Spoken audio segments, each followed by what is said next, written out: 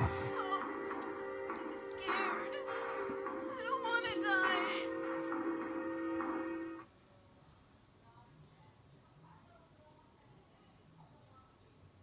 Watch this video.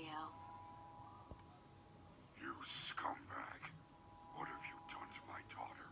I haven't harmed her. Yet. If you ever want to see her again, you must do as I say. What do you want from me?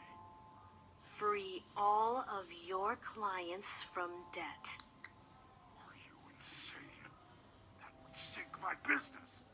For every day that your clients remain in debt, I'll remove one of your daughter's fingers.